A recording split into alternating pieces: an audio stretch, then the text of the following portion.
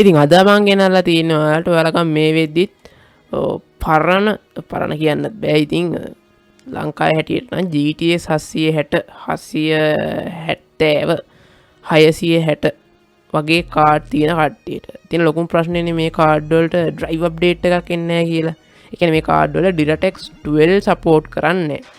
ඉතින් මේක Nvidia විතර නෙමෙයි AMD කම්පැනි කාඩ් ගත්තොත් එහෙම අපි ගත්තොත් එහෙම R7 270 R9 270 ඉතින් ඒ කාඩ් වලටත් මේ ආනිසංසෙම තමයි AMD R7 series R9 R7 200 series ඕවා ඊට පස්සේ HD 68යි 50 78යි 50 79 80 වගේ කාඩ් වලටත් එන්නේ.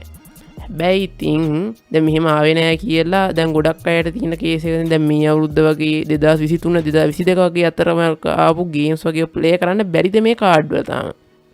එහෙම නැත්නම් මේ කාඩ් ඇත්තටම භාවිතයෙන් අයින් වෙලාමද නැත්නම් මේව ඇත්තටම දැන් අලුතෙන් එන ගේම් එකක් ගහගන්න බැරි වෙයිද කියන කට්ටියගේ සැකේ දුරු කරන එක අද අපි මම ඔයාලට ගෙනල්ලා තියෙන්නේ.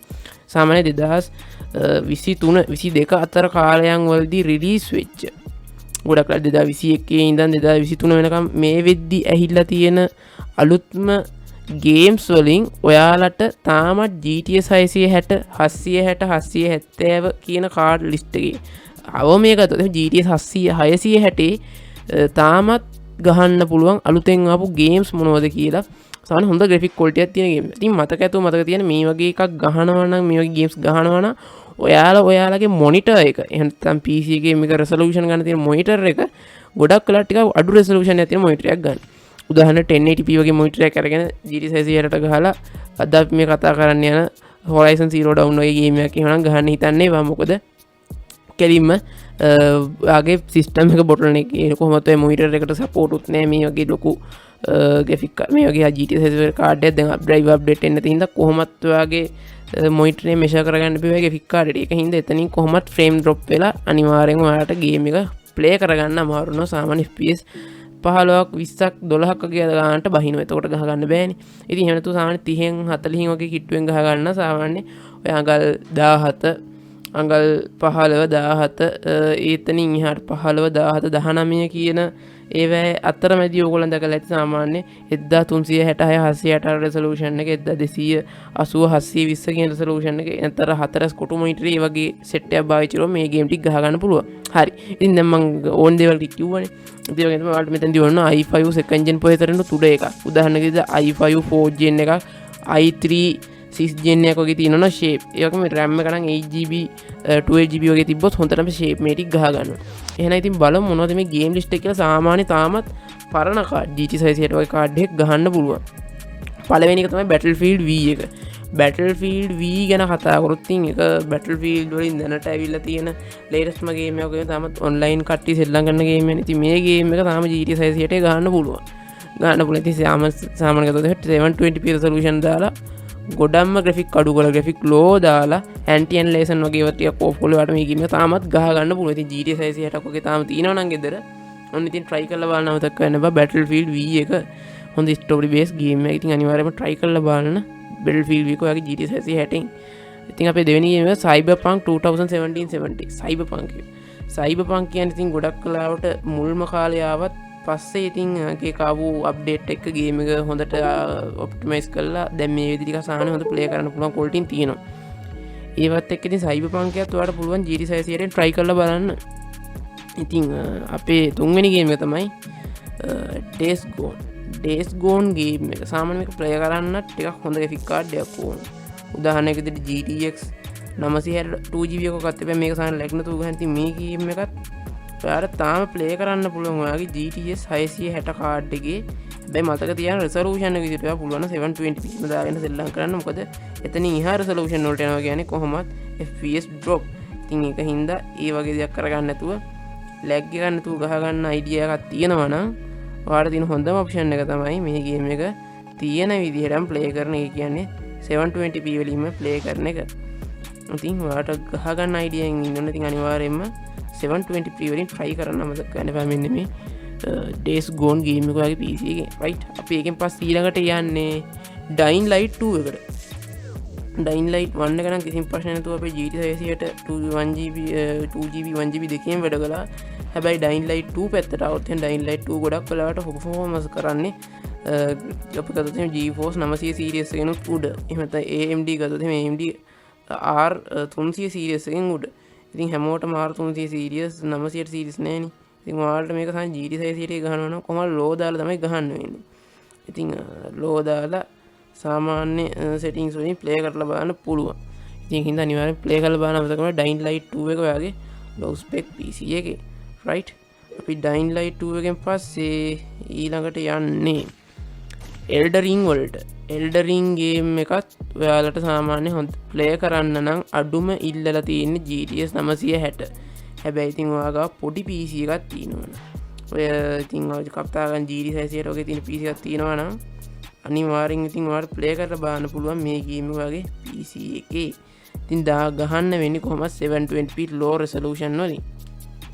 ඉතින් අනිවාර්යෙන්ම Elden Ring game එකත් ඔයාගේ PC එකේ ප්ලේ කරලා බලන්න අමතක කරන්න එපා. right එකෙන් පස්සේ ඊළඟට යන්නේ Fail Guys game එක. Fail Guys කියන්නේ ගොඩක් වෙලාට multiplayer සෙල්ලම් කරන game එකක්. ගොඩක් වෙලාට නේ කොහොමද multiplayer game එකක්. ඉතින් මේ game එක තාම ඔන්ලයින් තියෙන අප්ඩේට් කරන ගේම් එකක් හින්දා මේක ගොඩක් කල් ප්ලේ කරන්න හොඳ කාඩ් එකක් තියෙන්න ඕනේ. ඉතින් එහෙම නැතු සාමාන්‍ය low spec වගේ කාඩ් එකක් තියෙන එකකට මේ ගේම් එක ගහන්න low දාලා ගහන්න නම් 720p දාලා තමයි ගහන්න වෙන්නේ. ඉතින් අනිවාර්යයෙන්ම Fail Guys එකත් ඔයාගේ GT660 මේ විදිය ආසයි නම් ප්ලේ කරලා බලන්න අනිවාර්යෙන් try කරලා බලන්න අමතක කරන්න එපා.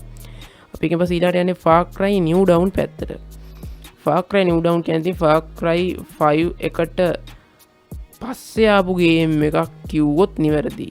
ඉතින් Far Cry 5 එකට පස්සේ ආපු ගේම් එකක් විදිහට මේ ගේම් එකේ තියෙන ගොඩක් graphic quality සහ details එක්ක ඔයාලට මේ ගේම් එක play කරන්න නම් අඩුම GTX 660 නුත් පුළුවන් 720p දාලා ගහන්න. ඉතින් එහාට සාමාන්‍ය ටික හොඳ graphic quality එකෙන් ගහන්න නම් GTX 1060 එකක්වත් ඔයාලට මේක ගේම් එක play කරන්න ඕනේ. ඉතින් ඒක නිසා GTX 660 එකෙන් ගහනවා නම් ඉතින් ඔයාලට 720p low දාලා මේ ගේම් එක ගහ ගන්න පුළුවන්. right? අපි එකෙන් පස්සේ යන්නේ Fortnite පැත්තට. Fortnite වලට ගියොත් Fortnite multiplayer හින්දා ඉතින් ඔයාලා Fortnite එක තාම ගහ ගන්න පුළුවන්. GT6 60 Fortnite එක ඉතින් play කරලා ඔයාලට අර හිච්චිපදි උදීන් කෙනෙක් මෙහෙම ඉන්න නම් ගස් කපලා එහෙම ඉතින් අනිවාර්යෙන් play කරලා බලන්න මතක ගන්න එපා. Fortnite game එක ඔයාගේ GT6 60 මේ විදිහට තියෙන 2GB card එකෙන් right. අපි එකකින් පස්සේ ඊළඟට යන්නේ Forza Horizon 5 වලට. ඉතින් guys Forza Horizon 5 ගැන කියන්නේ තමයි සාමාන්‍ය Forza Horizon 5 එකේ සමහර settings ඔයාලට GT660 on කරන්න බෑ. ඉතින් ඒක නිසා ඔයාලට auto off වෙයි. ඒ වගේම තමයි සමහරක් වෙලාවට දුර ඈත පේන තැන හොඳ කලර්ස් එහෙම නැති වෙයි. ඉතින් එහෙම සාමාන්‍ය මට්ටමින් වල ගේම් එක ප්ලේ කරන්න පුළුවන්. ඉතින් ඒක හින්දා Forza Horizon 5 වත් ඔයාලට GT660 ගහන්න පුළුවන්. low settings වලින් resolution එක 720p දාගන්න මොකද මේක සාමාන්‍ය FPS ගේම් එකක් හින්දා.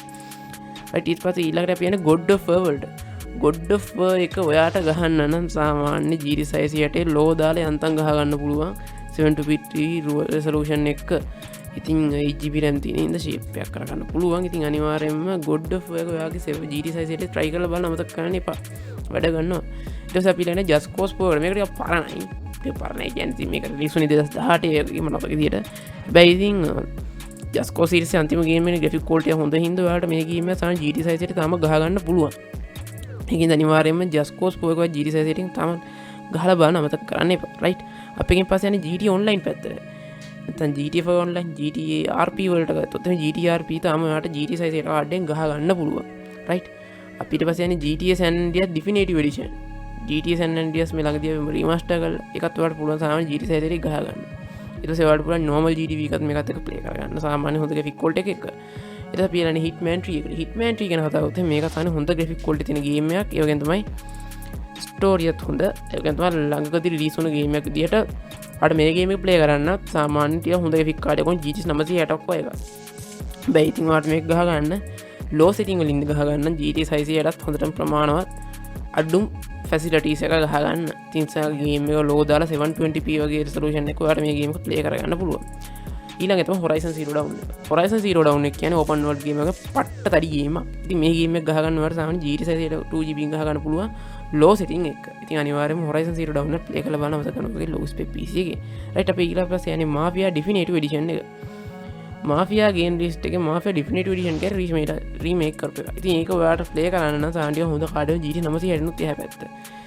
ඉතින් 960 නැති කට්ටියට පුළුවන් කෙලිම GT660 ලෝ දාලා ගහගන්න 720p එක ඉතින් එහෙම try කරලා බලන්න අමතක කරන්න එපා right ඒකෙන් පස්සේ කියන්නේ Marvels Spider-Man Miles Morales එක Spider-Man Miles Morales එක ඔයාලට පුළුවන් සාමාන්‍ය ලෝ දාලා ගහගන්න 720p එක වගේ GT660 අඩුව තමයි 12GB RAM එක ඕනේ මේක ගහන්න RAM එක නම් ටිකක් ඕනි ඉතින් අනිත් ගේම තමයි Spider-Man normal එක Spider-Man remastered එක Marvel Spider-Man remastered එක උඩට සාමාන්‍ය GT660 එක ගහගන්න එක ලෝ දාලා හැබැයි RAM එක 16GB ඕනේ මේ ගේම් දෙකටම ඒක තමයි මේ ගේම් දෙකේ විශේෂත්වය RAM එක 16GB තු මේ ගේම් දෙකම ගහන්න අමාරුයි right අපි එකෙන් පස්සේ යන්නේ Overwatch 2 එකට Overwatch 2 එකත් එහෙමයි Overwatch 2 එක ගහන්නත් ඔයාලා තමයි GT660 ඕනේ හැබැයි ඒක ගහන්න ඔයාලට සාමාන්‍ය තියෙන්න ඕනේ අඩුම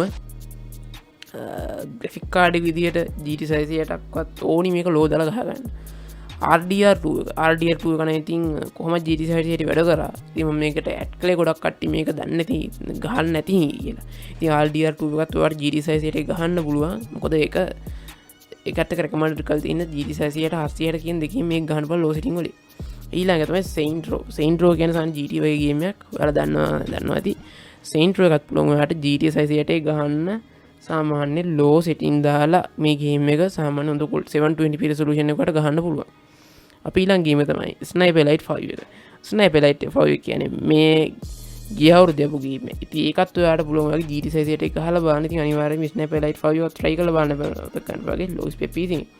right අපි ගේම් පස්සේ Stray game එක Stray game එක කට්ටිය දන්නවා. ඉතින් පූස්තඩිය කියන ගේම් එක තැඹිලි පාට පූසෙන් ලස්සන ගේම් එක. ඉතින් ඒක ඔයාලට පුළුවන් සමහර වගේ GT660 එකේ play කරන්න low setting වලින්. ඊළඟට The Witcher 3 Next Gen Witcher 3 Next Gen එක කියන්නේ රීමේක් කරපු ගේම් එක. මේකේ සාමාන්‍ය ray tracing on කරලා බලන්න ඉතින් RTS කාඩ් එකක් ඕනි. RTS 4070ක් 4060ක් වගේ තියෙනවනම් හොඳ RTS quality බලා ගන්න පුළුවන්. 30 series එකකට 3060ත් පුළුවන්. 2060ත් පුළුවන් සාමාන්‍ය මට්ටමින් බලා ගන්න. නැතුව ඉතින් ඔයාලට නිකන් normal low දාලා low preset එකෙන් play කරන්න හැමදේම low දාලා 720p වගේ ගහ ගන්න. GT660ටත් ඔයාලට ඇති මේක ගේම් එක ගහ ගන්න. right guys ඉතින් අද මම ඔයාලට කිව්වේ තාම drive update එකෙන් නැති කාඩ් ගොඩක් තියෙනවා. ඉතින් ඒ කාඩ් ගොඩට ගහන්න පුළුවන් මෙන්න මේ game list එක. ඉතින් අනිවාර්යෙන් try කරලා බලන්න අමතක කරන්න මේ games ටික ඔයාගේ low spec PC එකේ. ඉතින් try කරලා බලලා පල්ලෙන් කමෙන්ට් එකක් දාන්න අමතක කරන්න එපා. එහෙනම් ඉතින් හැමෝටත් අලුත් වීඩියෝ එකකට ඔයගලන්ට සුබ දවසක්.